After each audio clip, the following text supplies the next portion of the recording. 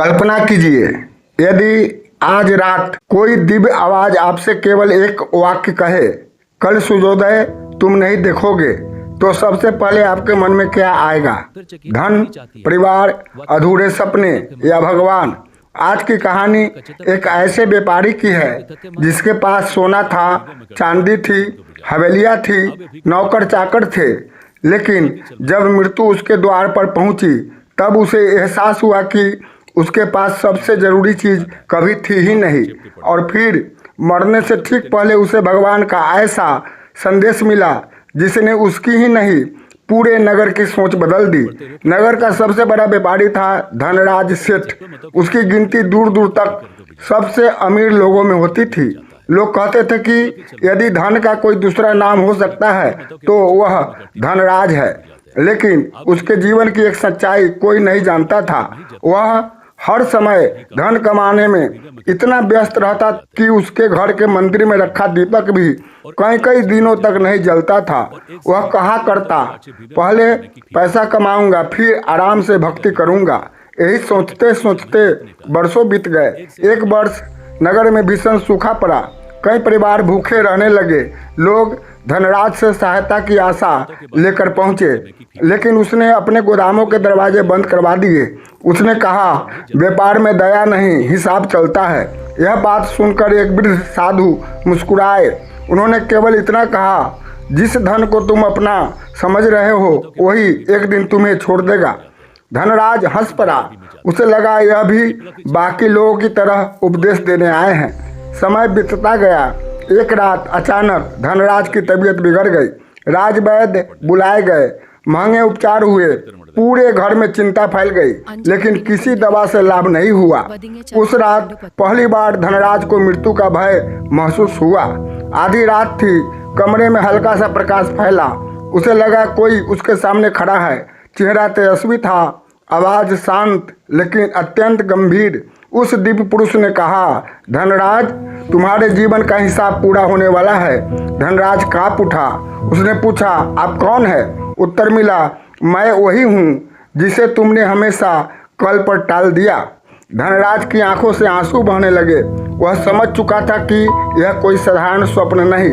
उसने हाथ जोड़कर कहा, मुझे एक अवसर और मिल जाए। दिव्य स्वर बोला, तुम्हें धन कमाने के लिए हजारों अवसर मिले, लेकिन प्रेम बांटने के लिए तुमने कितने अवसर चुने?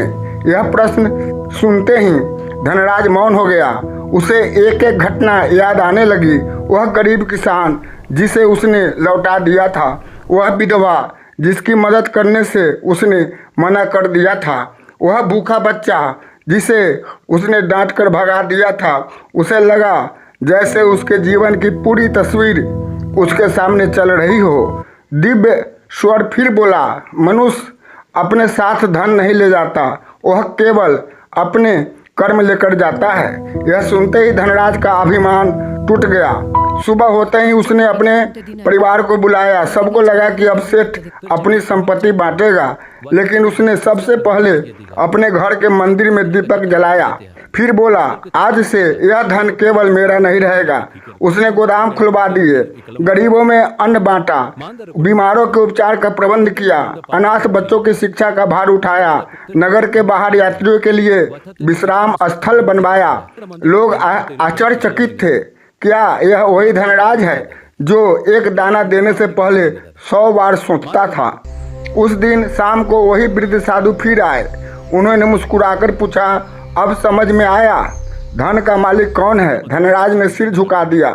उसने कहा, धन तो केवल मेरे पास रखा गया था, मेरा कभी था ही नहीं। साधु ने उत्तर दिया, यही समझ लेना ही सबसे बड़ी संपत्ति है। कुछ दिनों बाद धनराज की तबीयत फिर बिगड़ी, लेकिन इस बार उसके चेहरे पर भय नहीं था, वह शांत था। उसने अपने परिवार से कहा, मेरे जाने के बाद मेरे नाम के बड़े स्मारक मत बनवाना। यदि मेरी याद रखनी हो तो किसी भूखे को भोजन करा देना, किसी दुखी का हाथ पकड़ लेना, वही मेरी सच्ची श्रद्धांजलि होगी। उस रात उसने अंतिम बार भगवान का स्मरण किया। उसके चेहरे पर ऐसी शांति थी जो पहले कभी नहीं थी। लोग कहते हैं उसने जाते जाते केवल एक वाक्य कहा, जिस दिन मैंने बांटना सीखा उसी दिन पहली बार जीना सीखा। आज भी उस नगर के लोग अपने बच्चों को यह कथा सुनाते हैं। वे बताते हैं कि धन कमाना गलत नहीं, लेकिन धन को ही जीवन समझ लेना सबसे बड़ी भूल है, क्योंकि अंत में भगवान किसी से यह नहीं पूछते कि तुम्हारे पास कितना धन था, बल्कि यह पूछते हैं जो तुम्हें दिया गया था उससे तुमने कितनों का जीवन रोशन किया। यदि इस कहानी ने आपके मन को छुआ है तो एक क्षण रुककर सोचिए, यदि आज आपको भी जीवन का अंतिम संदेश मिले तो क्या आपको अपने बीते हुए कल पर गर्व होगा, या आप भी धनराज की तरह कहेंगे काश मुझे एक अवसर और मिल जाता। याद रखिए, समय, सेवा और सद्कर्म, यही 3 संपत्तियां है जो मनुष्य के साथ चलती है, बाकी सब यही रह जाता है। थैंक यू, धन्यवाद।